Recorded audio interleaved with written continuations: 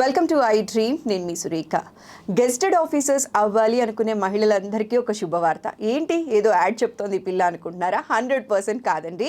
100% మహిళలకి మాత్రమే రిజర్వ్ చేసినటువంటి సీట్స్, జాబ్స్ కొన్ని ఉన్నాయి. వాటి గురించి ఇవాళ మనం డీటెయిల్గా మాట్లాడదాం. ఈరోజు మనతో పాటు ఉన్నారు senior faculty in sociology major Srinivas గారు, రిటైర్డ్ ఆర్మీ ఆఫీసర్. వారితో మాట్లాడి ఈ జాబ్స్ గురించి ప్రత్యేకంగా మీకు ఒక స్పెషల్ వీడియో చేసి చూపిస్తాను. నమస్కారం సార్. నమస్కారం అండి. సార్, ఇందాక మనం మాట్లాడినప్పుడు మీరు ఒక మాట అన్నారు సార్, ఒక వీడియోలో మనం మాట్లాడాము 100% మహిళలకి రిజర్వేషన్ ఉన్న జాబ్స్ కూడా ఉన్నాయి అన్నారు. అది కూడా గెస్టెడ్ ఆఫీసర్ సార్.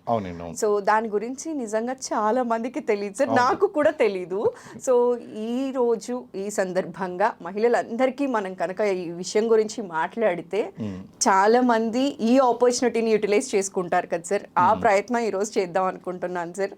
సో ఈ జాబ్స్ గురించి, ఈ ఆపర్చునిటీస్ గురించి, ఎగ్జామ్ ఎలా ఉంటుంది, కాంపిటీషన్ ఎలా ఉంది, ఆపర్చునిటీస్ ఎలా ఉంటాయి అనే విషయం క్లియర్గా చెప్తారా సార్? డెఫినెట్గా అండి. మహిళలకు మీరు అన్నట్టు ఇది అద్భుతమైనటువంటి సువర్ణ అవకాశం. ఇప్పుడు చూడండి, టీఎస్పిఎస్సి కానీ ఏపీపీఎస్సి కానీ వీళ్ళు ఇచ్చినటువంటి నోటిఫికేషన్లో కేవలం 33% రిజర్వేషన్ మాత్రమే ఉమెన్కు ఉంది. అవును సార్, చాలా మంది ఏ కాంపిటేటివ్ ఎగ్జామ్ అయినా సరే 33% రిజర్వేషన్ ఉంటుంది ఉమెన్. అంటే ఆ ఉద్యోగానికి 100 ఉద్యోగాలు ఉన్నాయంటే అందులో males are eligible and females are eligible. Yes sir. కానీ ఇప్పుడు నేను చెప్పబోయేటువంటి ఉద్యోగాలు ఏదైతే ఉన్నాయో అవి 100% రిజర్వ్డ్ ఫర్ ఉమెన్ ఓన్లీ. అంటే మీరు అర్థం చేసుకోండి, 70% కాంపిటీషన్ వెళ్ళిపోయింది. ఓన్లీ 33% ఏదైతే ఉందో వాళ్ళు మాత్రమే. కాంపిటీషన్ తక్కువ, చాలా తక్కువ అండి కాంపిటీషన్. అంటే మేల్స్ కాంపిటీషన్ ఆల్రెడీ వెళ్ళిపోయింది. కేవలం ఫీమేల్స్ మాత్రమే ఎలిజిబుల్, అందుగురించే రిజర్వ్డ్ అని చెప్పేసి నేను అన్నాను. అంటే ఈ ఉద్యోగాలకు అంటే ఉమెన్ అండ్ చైల్డ్ వెల్ఫేర్ డిపార్ట్మెంట్లో ఇటు ఆంధ్రప్రదేశ్లోను అటు తెలంగాణలోను ఉమెన్ స్త్రీ శిశు సంక్షేమ శాఖ అని చెప్పేసి ఆ శాఖలో మహిళా శిశు సంక్షేమ అధికారులు అంటే ఉమెన్ అండ్ చైల్డ్ డిపార్ట్మెంట్లో చైల్డ్ డెవలప్మెంట్ ప్రాజెక్ట్ ఆఫీసర్ సిడిపిఓలు అని అంటారండి. సిడిపిఓలు గెస్టెడ్ ఆఫీసర్స్. అలాగే ఎక్స్టెన్షన్ ఆఫీసర్ గ్రేడ్ 1 సూపర్వైజర్స్ అని చెప్పి వీళ్ళ కింద ఉంటారు.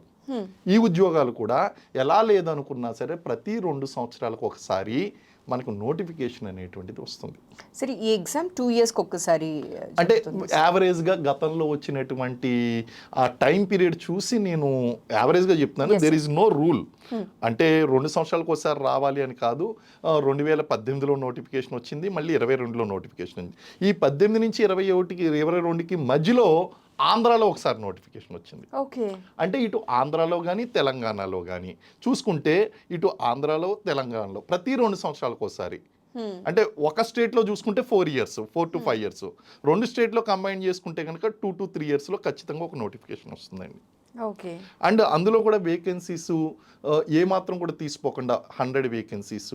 మొన్న అయితే కనుక extension officer grade 2 exam, grade 1 ఎగ్జామ్కి 180 వేకెన్సీస్ వచ్చినాయి. అప్రాక్సిమేట్లీ ఎంతమంది రాస్తున్నారు సార్ ఇది ఎగ్జామినేషన్?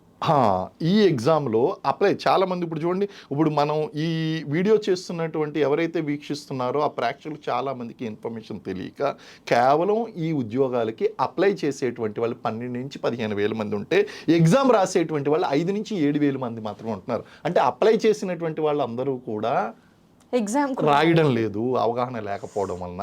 ఎలా ప్రిపేర్ అవ్వాలి, ఎక్కడ ప్రిపేర్ అవ్వాలి, ఏం చెయ్యాలి అనేటువంటి విషయాలు, సిలబస్ వాటి మీద అవగాహన లేకపోవడం వలన అప్లై చేయడం అయితే చేస్తున్నారు. 12,000 మంది దాకా అప్లై చేస్తున్నారు. కానీ ఎగ్జామ్ గతంలో జరిగినటువంటి నోటిఫికేషన్లు అన్నీ చూసుకుంటే కేవలం 5 నుంచి 7 వేల మంది మాత్రమే ఈ పరీక్షలు రాస్తున్నారు. 5 నుంచి 7 వేల మంది రాసి 180 వేకెన్సీస్ అంటే ఆల్మోస్ట్ చాలా మంచి ఆపర్చునిటీ అనే చెప్పాలి సార్. కాంపిటీషన్ చాలా తక్కువ. అంటే ఇంకొక విషయం చెప్తాండి, ఈ 7,000 మందికి కూడా పూర్తి అవగాహన లేదు. వాళ్ళు కోచింగ్ తీసుకోవట్లేదు. వాళ్ళు కేవలం రాస్తే వస్తుందేమో అనేటువంటి అపోహతో రాస్తున్నారు. కోచింగ్ తీసుకుని పూర్తి గైడెన్స్తో ప్రిపేర్ అయ్యేటువంటి వాళ్ళు 500 మందే. ఓకే. 500 మందిలో 100 మందికి ఉద్యోగం వస్తుంది అంటే ఎంత తక్కువ కాంపిటీషన్ ఉందో మీరు అంచనా వేయచ్చు. కాబట్టి గతంలో జరిగిందంతా కూడా ఇదే జరిగిందండి. గతంలో చాలామందికి అవగాహన లేకపోవడం వలన ఈ ఎగ్జామ్కి చాలామంది అప్లై చేసుకోలేదు. అప్లై చేసినటువంటి వాళ్ళు చాలామంది రాయలేదు. రాసినటువంటి వాళ్ళు పర్ఫెక్ట్ గైడెన్స్ తీసుకుని రాసినటువంటి వాళ్ళు కేవలం 500 మంది. సార్, అసలు ఈ ఎగ్జామ్ రాయాలంటే క్వాలిఫికేషన్ ఏదై ఉండాలి సార్? ఎగ్జాక్ట్లీ అండి. మనకి ఇక్కడ ఇంత తక్కువ మంది అప్లై చేయడానికి కూడా కారణం ఏంటంటే క్వాలిఫికేషన్. ఇప్పుడు ఉమెన్ ఆర్ ఎలిజిబుల్, కానీ ఆ ఉమెన్లో ఒక పర్టికులర్ సబ్జెక్ట్ చదివినటువంటి వాళ్ళు మాత్రమే, అది డిగ్రీలో అన్నా చదవాలి లేదా పీజీలో అన్నా చదవాలి. డిగ్రీ పీజీలు రెండు చదవాల్సినటువంటి అవసరం లేదు. నేను మళ్ళీ చెప్తున్నానండి, చాలా మందికి ఈ విషయంలో అవగాహన లేదు. వాళ్ళు ఏమనుకుంటారు, డిగ్రీ పీజీ రెండిట్లో చదవాలేమో, అరే నేను డిగ్రీలో చదవలేదు పీజీలో మాత్రమే చదివాను, నేను ఎలిజిబిలిటీ కాదేమో. కాదండి, మీరు డిగ్రీలో చదివినా పర్లేదు లేదా పీజీలో చదివినా పర్లేదు. ఏంటి ఆ సబ్జెక్టులు? నెంబర్ 1 సోషియాలజీ, సమాజ శాస్త్రం అని చెప్తామండి. డిగ్రీ కానీ పీజీ కానీ, బిఏ కానీ ఎంఏ కానీ sociology. Social work, BA social work కానీ ఎంఏ సోషల్ వర్క్ కానీ, లేదా home science, BSc home science అండి. ఈ ఎంసెట్ రాసినటువంటి వాళ్ళు కొంతమంది హోమ్ సైన్స్కి వెళ్తారు. బిఎస్సి హోమ్ సైన్స్ లేదా ఎంఎస్సి హోమ్ సైన్స్, ఈ రెండిట్లో ఏదో ఒక క్వాలిఫికేషన్. అలాగే nutrition, BSc nutrition, MSc nutrition, ఈ రెండిట్లో ఏదో ఒకటి. ఈ అన్ని సబ్జెక్టులు చదవలసిన కాదు, ఇందులో ఏదో ఒక సబ్జెక్ట్లో క్వాలిఫికేషన్ ఉన్నటువంటి వాళ్ళు ఈ ఎగ్జామ్కి ఎలిజిబుల్. అంటే ఇలాంటి సబ్జెక్టులు చదివినటువంటి వాళ్ళు చాలా తక్కువ మంది ఉంటారు. నేను చూశాను, నా స్టూడెంట్లో చాలామంది హౌస్ వైఫ్స్ పీజీ చేయాలన్న ఉద్దేశంతో ఎంఏ సోషాలజీ చదువుకున్నారు. ఆ ఎంఏ సోషాలజీ చదువుకున్నటువంటి వాళ్ళు ఇలాంటి వీడియోస్ చూసి అవగాహన పెంచుకుని వాళ్ళు ప్రిపేర్ అయ్యి జాబ్ తెచ్చుకున్నారండి. అంటే ప్రైవేట్గా చదువుకున్నారు, అంటే యూనివర్సిటీకి కూడా వెళ్ళి చదువుకోవాల్సినటువంటి అవసరం లేదు. మీరు డిస్టెన్స్ ఎడ్యుకేషన్లో కానీ కరస్పాండెన్స్లో కానీ ఎంఏ సోషాలజీ కనుక చేసినట్లయితే, అంటే ఈ సబ్జెక్టు చేసినటువంటి వాళ్ళు చాలా తక్కువ మంది ఉన్నారు. మరి ఇప్పుడు నా దగ్గర క్వాలిఫికేషన్ లేదు, ఈ సబ్జెక్ట్ లేదు, మరి ఎలాగా? నేను ఇప్పుడే చెప్పిన ప్రతి 2 సంవత్సరాలకి ఎలా లేదన్నా మీరు నోటిఫికేషన్ పడుతుంది కాబట్టి ఇమీడియట్గా మీకు దగ్గరగా ఉన్నటువంటి యూనివర్సిటీలోకి వెళ్ళి కరస్పాండెన్స్లో ఎంఏ సోషాలజీ కానీ సోషల్ వర్క్ కానీ కట్టేశారు అంటే మీరు 2 సంవత్సరాల్లో మీరు క్వాలిఫికేషన్ వచ్చేస్తుంది. ఈ లోపల ప్రిపరేషన్ స్టార్ట్ చేయండి, మీకు నోటిఫికేషన్ వచ్చేసరికి మీకు క్వాలిఫికేషన్ వచ్చి ఉంటుంది, ఎగ్జామ్ రాయించండి. అంటే ఏంటి, కేవలం ఎవరి దగ్గర అయితే ఆల్రెడీ క్వాలిఫికేషన్ ఉన్నదో వాళ్ళు ప్రిపేర్ కావచ్చు. అలాగే అనుకున్నా కూడా ఈ సబ్జెక్ట్స్ చేసి కూడా ప్రిపేర్ వచ్చాను. మీరు ఈ సబ్జెక్టులు డిగ్రీలో ఏ సబ్జెక్ట్తో పాస్ అయినా, మీరు ఇంజనీరింగ్ బ్యాక్గ్రౌండ్ అయ్యి ఉండొచ్చు, బిఏ మ్యాథమెటిక్స్ కావచ్చు, బిఎస్సి కావచ్చు, లేకపోతే బిఏ సోషియాలజీ కావచ్చు, పొలిటికల్ సైన్స్ కావచ్చు, ఏదైనా సరే మీరు అక్కడికి వెళ్ళి ఎంఏ సోషియాలజీ చదువుకోవచ్చు. ఒక్క నాగార్జున యూనివర్సిటీ డిస్టెన్స్ ఎడ్యుకేషన్ మాత్రం, ఎందుకంటే వాళ్ళు కన్సిడర్ చేయడం లేదని చెప్పేసి కొన్ని పోరాటాలు జరుగుతున్నాయి కాబట్టి అది తప్ప. నాగార్జున యూనివర్సిటీ డిస్టెన్స్ ఎడ్యుకేషన్లో తప్ప Telangana university or Osmania university, Ambedkar open university, Andhra university, Nannaya university, any university or national level university ఏదైనా సరే తీసుకోండి. డిస్టెన్స్ ఎడ్యుకేషన్లో కనుక మీరు కంప్లీట్ చేసి మీరు 2 ఇయర్స్లో కనుక మీరు 1.5 ఇయర్లో మీరు క్వాలిఫికేషన్ సంపాదించుకోగలిగితే you are eligible for this job. Sir, ఇంకొక విషయం చూసినట్లయితే మీరు కోచింగ్ అనేది చాలా ఇంపార్టెంట్. కోచింగ్ లేకుండా రాయటం వల్ల చాలామంది క్వాలిఫై అవ్వట్లేదు. కోచింగ్ తీసుకొని ఎగ్జామ్ ఎవరైతే రాస్తున్నారో వాళ్ళు ఎక్కువగా క్వాలిఫై అవుతున్నారు అన్న విషయం చెప్పారు సార్. మరి ఈ ఎగ్జామ్ రాయాలి అనుకునే వాళ్ళు ఇలా కోచింగ్ ప్యాటర్న్ ఎలా ఉంటుంది సార్? లైక్ ఎన్ని మంత్స్, ఎన్ని ఇయర్స్ కోచింగ్ అనేది అవసరం అంటారు సార్? సిడిపిఓకి మాత్రం మీరు ఒక 6 నెలల నుంచి సంవత్సరం ప్రిపరేషన్తో ఎగ్జామ్స్ ఈజీగా క్లియర్ చేసేయగలుగుతారండి. 1 ఇయర్ ప్రిపరేషన్? 1 ఇయర్ ప్రిపరేషన్ చాలా ఎక్కువ. ఓకే. రీజన్ ఏంటి అంటే ఇందులో 2 పేపర్లు ఉంటాయి. ఆబ్జెక్టివ్ టైప్లో ఉంటుంది, no descriptive type. Objective type అండి. పేపర్ 1 వచ్చి సిడిపిఓ ఎగ్జామ్కి జనరల్ స్టడీస్ ఉంటుంది. జనరల్ స్టడీస్లో అగైన్ ఒక 10 సబ్జెక్టులు ఉంటాయి.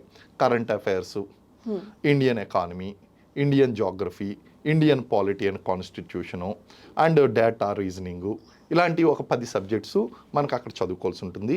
150 ప్రశ్నలు, 150 మార్కులు.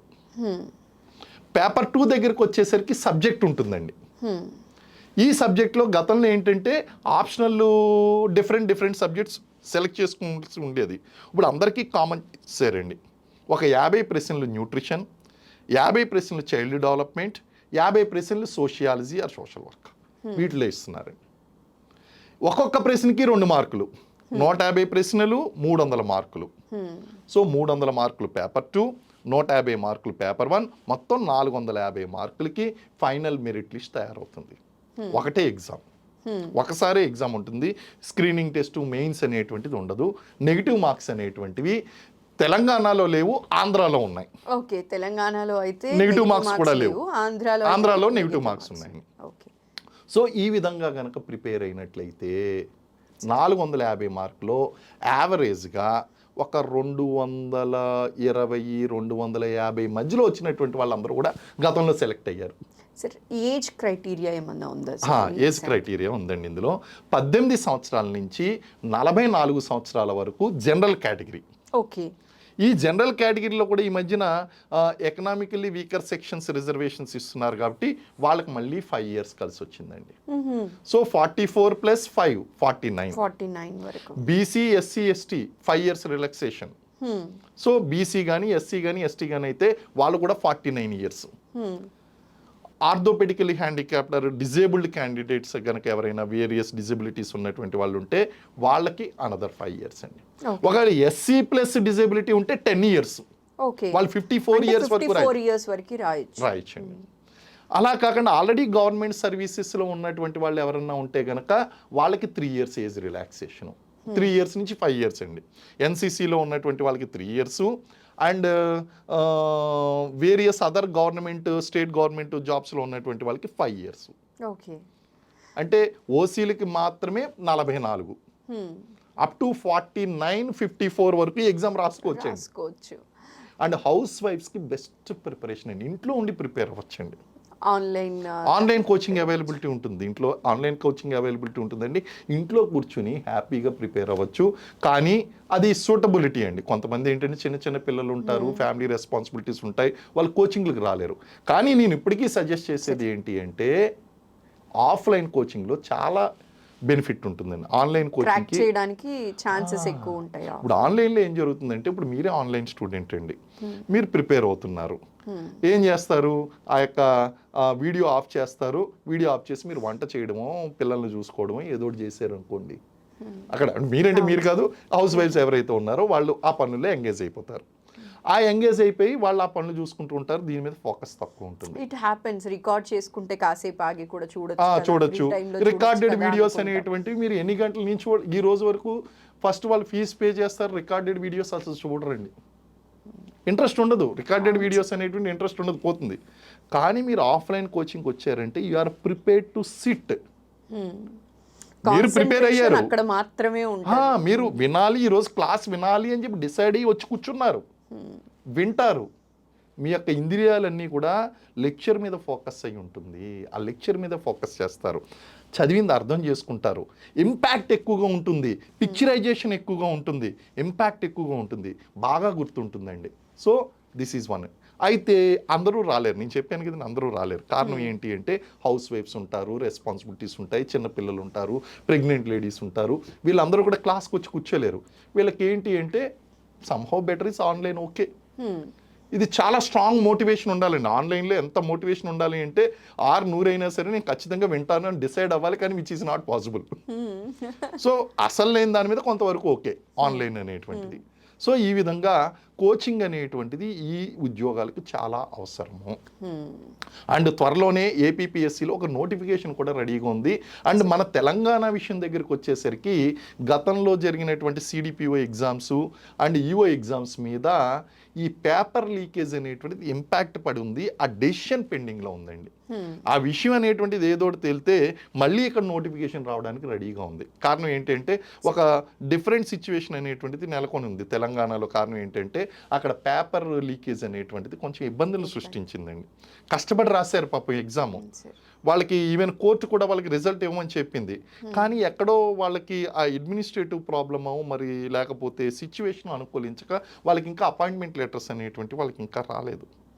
అదేవిధంగా ఈఓ ఎగ్జామ్ దగ్గరికి వచ్చేసరికి ఈఓ ఎగ్జామ్లో గ్రూప్ 1 ఎగ్జామ్కి ఏ సమస్య అయితే ఎదుర్కొన్నారో అదే ఎగ్జామ్ ఈఓ ఎగ్జామ్కి కూడా ఎదుర్కొన్నారు. అక్కడ గ్రూప్ 1 ఎగ్జామ్లో బయోమెట్రిక్ తీసుకోకపోవడం వలన ఎగ్జామ్ క్యాన్సిల్ చేసి ఇప్పుడు మళ్ళీ ఎగ్జామ్ పెడుతున్నారు, మీకు తెలిసిందే అది. అదే ప్రాబ్లం ఈఓలో కూడా చేశారు. ఎక్స్టెన్షన్ ఆఫీసర్ ఉద్యోగంలో కూడా బయోమెట్రిక్స్ అనేటివి తీసుకోకపోవడం వలన ఈ డెసిషన్ పెండింగ్లో పడిపోయింది. ఇది కూడా ప్రాబ్లంలో పడింది. ఎందుకంటే అక్కడ గ్రూప్ 1 క్యాన్సిల్ అయినప్పుడు ఇది కూడా క్యాన్సిల్ అవుతుందేమో అని భయపడుతున్నారు అభ్యర్థులు. కానీ ఇంకా ఏమీ డెసిషన్ తీసుకోవడం జరగదు. సో తెలంగాణలో ఈ సిచ్యువేషన్ నెలకొని ఉంది. ఏదేమైనప్పటికీ కూడా రాబోయేటువంటి 1 నుంచి 2 సంవత్సరాల్లో మనం మళ్ళీ నోటిఫికేషన్ ఎక్స్పెక్ట్ చేయొచ్చు, లేదా ఇవే మళ్ళీ conduct. We don't know the decision. ఖచ్చితంగా మళ్ళీ నోటిఫికేషన్ వస్తే ఈసారి ఆపర్చునిటీ చాలా మంది యూటిలైజ్ చేసుకుంటారని అనుకుంటున్నాను. అవేర్నెస్ ద్వారా ఖచ్చితంగా ఇలాంటి వీడియోస్ చేయాలి, అందరికీ అవేర్నెస్ రావాలి, వాళ్ళు కూడా ఎగ్జామ్స్ అనేవి రాయాలి సార్. వీళ్ళ డిపార్ట్మెంట్ ఎలా ఉంటుంది, రోల్స్ అండ్ రెస్పాన్సిబిలిటీస్ ఎలా ఉంటాయో కూడా ఒకసారి చెప్తారా సార్? డెఫినెట్గా అండి. వీళ్ళు ఏం చేస్తారంటే ఇప్పుడు ఉమెన్ అండ్ చైల్డ్ వెల్ఫేర్ డిపార్ట్మెంట్లో ఆఫీసర్స్ కింద పోస్ట్ చేస్తారు. ఉమెన్ అండ్ చైల్డ్ వెల్ఫేర్ డిపార్ట్మెంట్లో డైరెక్ట్ రిక్రూట్మెంట్ ద్వారా రిక్రూట్ అయ్యేటువంటి వాళ్ళు హైయెస్ట్ పోస్ట్ ఏది అంటే సిడిపిఓ అండి. ఇప్పుడు మనం స్టేట్ గవర్నమెంట్లో హైయెస్ట్ పోస్ట్ ఏది? గ్రూప్ 1. అలాగే ఉమెన్ అండ్ చైల్డ్ వెల్ఫేర్ డిపార్ట్మెంట్లో హైయెస్ట్ పోస్ట్ డైరెక్ట్ రిక్రూట్మెంట్ ఏది అంటే CDPO, child development project officer. అంటే గ్రూప్ 1తో ఈక్వలెంట్ అని చెప్పచ్చు, మనం ఈక్వేట్ చేయొచ్చు. Gazetted officer rank. వీళ్ళందరినీ కూడా ఏం చేస్తారంటే మనకి ఐసిడిఎస్ ప్రాజెక్ట్ ఉన్నదండి. ICDS project integrated child development services UNICEF యొక్క సహకారంతో నడుస్తుంది. అంగన్వాడీ సెంటర్లు నడిపిస్తాం ఇవన్నీ. సో ఈ ప్రాజెక్టుల్లో 2 3 సిడిపిఓల్ని ఒక్కొక్క ప్రాజెక్ట్, ఈ 3 లేదా పెద్ద ప్రాజెక్టులు అయితే 3 4 ఉంటారు. సిడిపిఓలు గాను ఏసీడిపిఓలు గాను వాళ్ళని పోస్ట్ చేస్తారు. పోస్ట్ చేసినప్పుడు వీళ్ళు ఏం చేయాలంటే ఈ ర్యాంక్ స్ట్రక్చరు, ఈ యొక్క ఎంప్లాయీ స్ట్రక్చర్ ఎలా ఉంటుందంటే ఐసిడిఎస్లో ఆ యొక్క డిస్ట్రిక్ట్ వెల్ఫేర్ ఆఫీసర్ ఉంటారు, వాళ్ళ కింద సిడిపిఓలు ఉంటారు, సిడిపిఓ కింద ఏసీడిపిఓలు ఉంటారు, వాళ్ళ కింద ఎక్స్టెన్షన్ ఆఫీసర్ గ్రేడ్ 1 సూపర్వైజర్లు ఉంటారు, వాళ్ళకి ఈక్వల్గా గ్రేడ్ 2 సూపర్వైజర్లు ఉంటారు, వాళ్ళ కింద అంగన్వాడీ టీచర్లు ఉంటారు, ఆయాలు ఉంటారండి.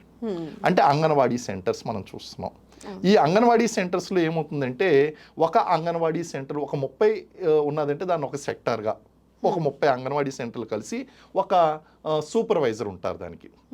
ఇలాంటి 2-3 సెక్టార్లకు కలిపి ఒక సిడిపిఓ ఉంటారు. ఇలాంటి 3-4 సిడిపిఓలకి ఒక 10 మంది, ఒక 6-7 కలిపి ఒక డిస్ట్రిక్ట్ వెల్ఫేర్ ఆఫీసర్ ఉంటారు. ఇలా ర్యాంక్ స్ట్రక్చర్ అనేటువంటిది ఉంటుంది. వీళ్ళు ఏం చేయాలి అంటే ఈ యొక్క చైల్డ్ పేర్లోనే ఉంది ఉమెన్ అండ్ చైల్డ్ వెల్ఫేర్. అందులో వన్ ఆఫ్ ది థింగ్ ఏంటంటే వీళ్ళకి government is implementing number of schemes, women welfare schemes అనేటువంటి అవన్నీ కూడా ఇంప్లిమెంట్ చేయడంలో కీలక పాత్ర పోషిస్తారండి వీళ్ళు. అందుకే వీళ్ళకి సబ్జెక్ట్లో కూడా న్యూట్రిషన్ కూడా ఒకటి. ఎగ్జాక్ట్లీ అండి. సోషియాలజీ అన్నది అవగాహన చేసుకోవాలి, ఉమెన్ ప్రాబ్లమ్స్ ఏంటో అవగాహన చేసుకోవాలి, సొసైటీని అవగాహన చేసుకోవాలి. అలాగే child development one of the subject.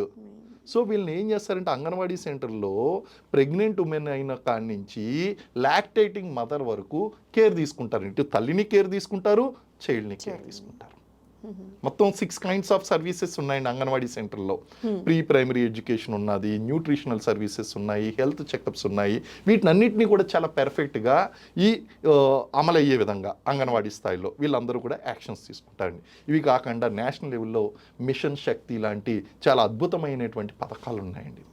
Machine సామర్థ్య, మిషన్ సంబాల్, ఇవన్నీ కూడా వీటినన్నింటినీ కూడా కోఆర్డినేట్ చేస్తూ ఉంటారు.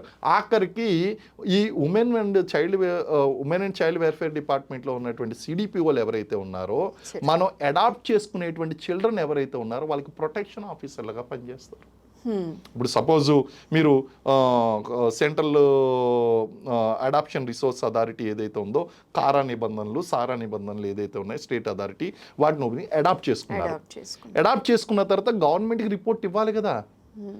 Adapting child is actually you are taking care of her or taking care of him.